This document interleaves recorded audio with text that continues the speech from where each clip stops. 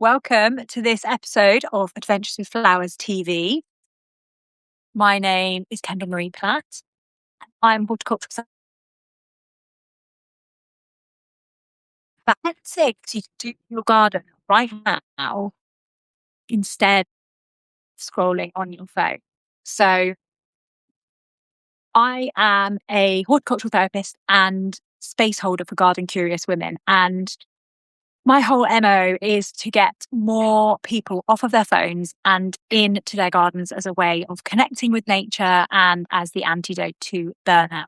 So if you are finding yourself scrolling on your phone to numb your feelings, to try and feel better, then I can assure you, as someone who has tried doing that for a really long time, it does not work. But getting out in your garden and spending time in nature does. So I'm going to share with you 10 really simple things you can do in your garden right now that will help you to feel better. They'll help you improve your sleep. They will help you feel less anxious. They will help you feel less overwhelmed. They will quiet your mind. They will help you be less snappy with the kids. If you can create a regular routine, getting in the garden, and to the point now where every time I reach for my phone, I'm like, no, and I get out in my garden instead, I can guarantee you that instead of piling more information into your brain, giving yourself comparisonitis, and comparing yourself to everybody else online, you will feel so much better if you get out into the garden and empty your brain of all of the stuff that's going on in there. And these are just a few of the things that you can do right now to do that. So I've got myself a little list so I don't go off on a tangent. Also, just to say that if this sounds appealing to you, then my signature program Bloom is now open for new members.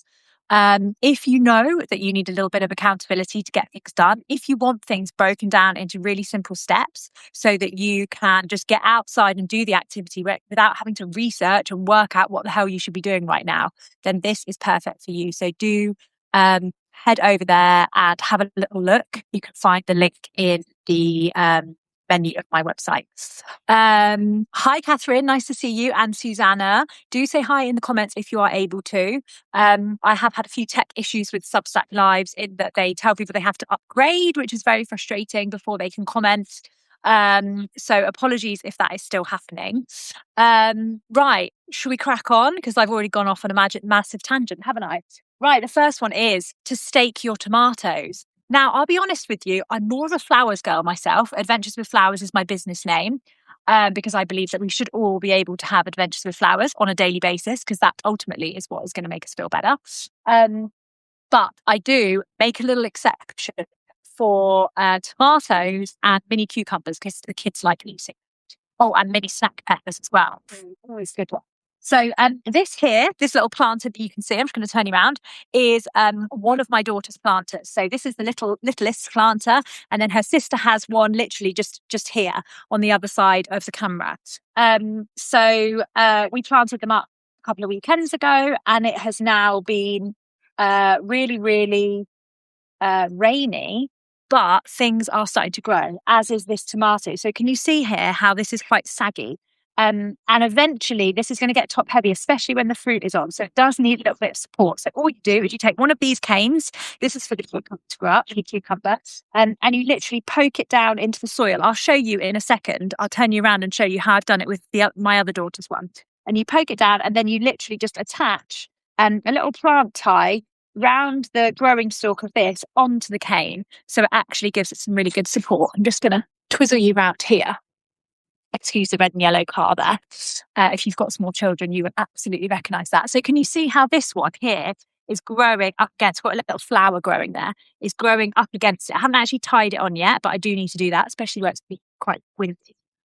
So that is the first thing that you can do. It takes 2 minutes. Really nice little mindful tip. Give the leaves a little rub and bring them to your nose, and just have a nice deep inhale and transport yourself off, especially sun on your skin, to somewhere where you sat and had a lovely tomato salad for me to use the south of France. So that is really nice little mindful minute in the garden. Next one then, I'm going to take you on a bit of a tour of the garden, hope you don't mind, is to tie in your sweet peas. Now, all the rain that we're having in the UK intermingled with these sunny spots, my sweet peas have gone mad. Let me see if I can show you here. You're just looking through that little hole. There they are. So, can you see here? There's a lot of weeds. Now, that's going to be something I'm going to talk about in a minute. But tying in your sweet peas. So, can you see here? They have kind of naturally gripped onto the string, but I want them to grow nice and straight, and I want these stems to grow nice and tall. So, I need to tie in. So, again, get some plant ties and tie in that growing stem so they grow up rather than out, and or worse, even like start clambering up some of these other plants that are growing, which will look quite nice, but means I won't get as nice a stem. So tying those in is a really good option. The next one then is one of my faves, rage weeding. Now you can see here I've got loads of weeds growing in. Now this is meant to be like a little sweet pea TP for the kids in here, but currently it's so full of weeds, and some of them are really spiky. In fact, one just spiked me on the butt. So I really need to have a good old rage weed in here. So I've already done my little gardening session for today, but if I get lucky later on, kids might play nicely after I pick them up from school, and I might get 20 minutes to dig out some of these weeds so they can actually play. Right, now the next one is cutting the grass.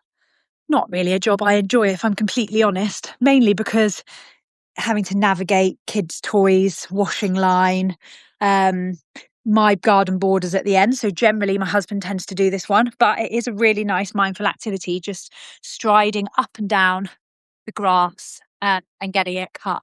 Quite like when I do it to kind of get into my body. So I really like push through my legs as I'm walking up and down and really kind of bring my mind and my attention to the back of my legs as I'm striding up and down.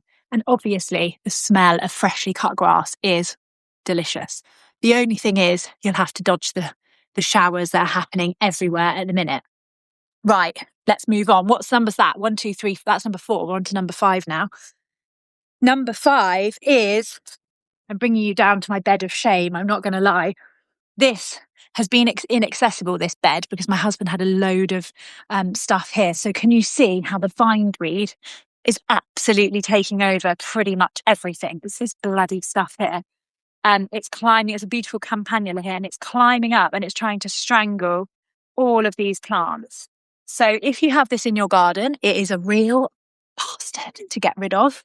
It basically grows through underground roots that snap really easily, and if you don't dig it all out, it will keep coming back, especially if you don't keep an eye on it. So as you can see here, it's even growing up all around the mirror there at the back, and yeah, so basically I need to have probably a week's worth of weeding sessions in this border alone, I reckon, just to get rid of that bindweed.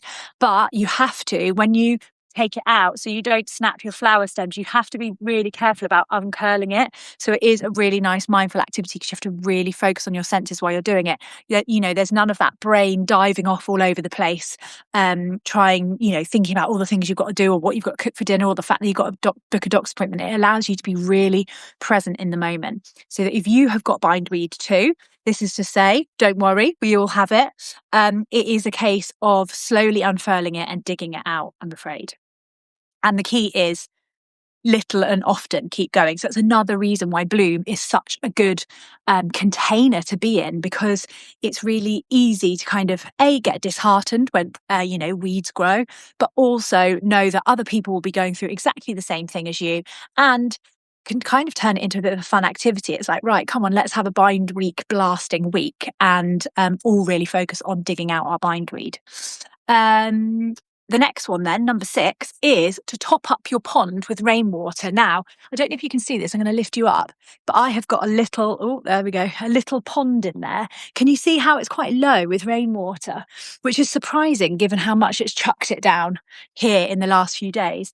But I think it's because it's relatively sheltered. So just behind the camera, on the other side of you there, I have got a water butt.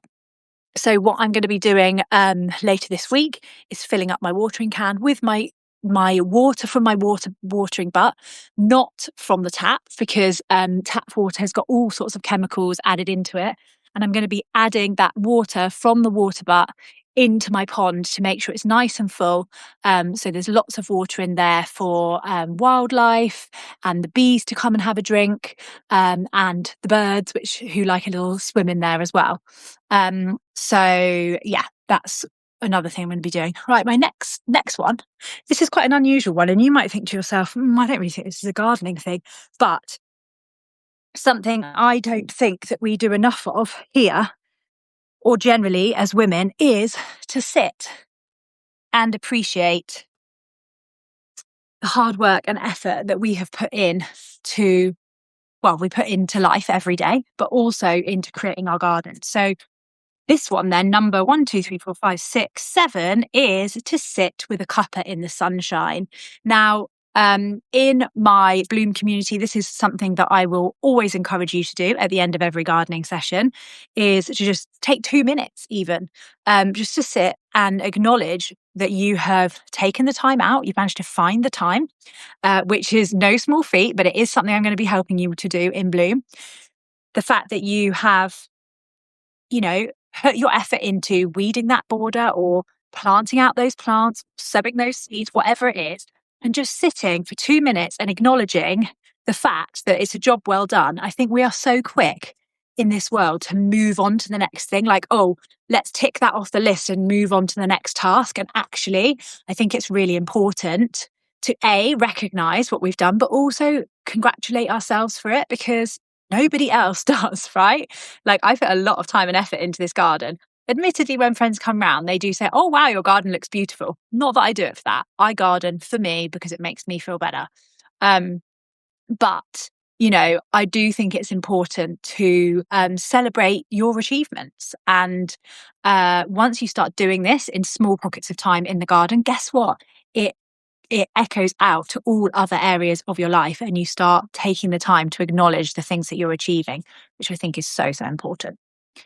The next one then, number 8, is to sow some foxglove seeds. Now, I'm just going to take you on a little walk here. You will see as we walk through the garden how many foxgloves I have that are just self-seeded around my garden. Can you see them? These beautiful ones here. Now, obviously, the first time now I just allow them to self-seed and they go everywhere over the garden. But the first time I did grow them, of course, I sowed them myself. And now in June is the perfect time to sow foxglove seeds, so you get lots of lovely flowers early next year. So yeah, that's a nice, easy one to do. And if you have yet to have an established garden, this is a perfect place to start. The one word of warning is that foxgloves are poisonous to pets and small children. So if you have either grow them in a place that is inaccessible to said children or pets. I don't have any pets, so I don't have to worry about, a dog eating them, for example. But my children are very well versed in the fact that they do not touch or eat anything in the garden that I am not with them, and they don't have permission to. Because actually, if they ingested a load of those foxglove seeds, it would not be good. Flowers, then it would not be good. So it's up to you whether you want to grow them or not. But I do grow them because I love them. The children love them. The bees love them. And we are all about cultivating, a real sanctuary, yes, for me and my family, but also for wildlife as well. Keep saying my internet connection's unstable. Hope that's not the case. Right, we're on to the next location, which is number 9, deadhead your roses. Now, I tell you what, my roses, I'm just going to put you down here, were looking glorious earlier this week. But the rain, I have to be honest, even the ones that were looking really good have just got completely battered by the rain, and they just look really sad. Can you see all the there you go. And you can see all the kind of rain damage on them. So what I need to do is chop off these deadheads here, but also chop off these ones that kind of got a bit floppy and are trying to drop their petals. Because if I get rid of these, it's going to stimulate the plant to produce more buds. And then I'll have more roses that hopefully will not be destroyed by the rain. Okay. My very last one then, I'm just going to move you a bit down here, is to cut yourself a little posy of flowers to bring indoors. And the reason I like to do this is because, as much as I would like to spend my entire day out in the garden, I do actually have other things that I need to do, other work activities that I have to do at my computer. Now, when I can, I sit in the garden and work. But when I can't, I like to bring a little posy of flowers inside just to kind of connect me with nature whilst I'm working. And, I think it's very common, isn't it, for us to kind of focus on the screen for a really long period of time. And then by the end of the day, feel absolutely wiped and wonder why we feel so wiped. Having that little posy of flowers there on the desk next to you can just give you something to just sit and look at, just for like a little 2-minute brain break, just to notice the colours of the flowers, the shapes in them, what's going on, how they kind of interplay with each other. It doesn't have to be some sort of bridal bouquet worthy posy of flowers. It can literally just be a few stems, all of the same thing if you want to. But I really recommend cutting a small posy of flowers and having them on your desk next to where you are working. So I'm presuming, because nobody has commented, that means I'm still having my issue with Substack where it keeps telling you to upgrade if you want to comment, which is very frustrating. But there we go. But I hope that has been really useful to you. If you are watching on the replay, then let me know in the comments on the article which one of these you are going to try this week in June to get off of your phone and actually get you out in the garden. Like I said earlier, if you would love to spend more time in nature and in your garden instead of scrolling on your phone, because as we all know, spending time on digital devices and scrolling is not going to make you feel better. But it is proven, and there's research to show that spending more time in nature does. So Bloom is a really simple way for you to start to make that change. It's a whole year together. So I can support you to making that switch and actually creating a really nourishing, healthy habit for you that is going to help you sleep better. It's going to calm your very busy mind. It is going to make you feel less snappy. You're going to feel calmer. You're going to feel more confident. You're going to feel more in control. So if you would love to come and join us, please check out the link in my website, menu that says Bloom. And there's all the information in there. If you've got any questions at all, you can send me an email. I always love to hear from you. It is just me on the other end of the emails. I don't have a big team. It's literally just me on a one-woman mission to get as many women as possible off of their phones and into the garden as the antidote to burnout. Because things are not going to change. They're only going to get worse in terms of, tech companies trying to demand more of our attention. But we have the power and we have the say-so to be like, no, enough, I'm done. Actually, I'm choosing nature. I'm choosing a simpler thing that is not just going to set my brain on fire and actually is going to make my brain feel calm and better, effectively. So thank you so much for tuning in. I will be back this time next week for the next episode of Adventures with Flowers TV. See you soon. Bye.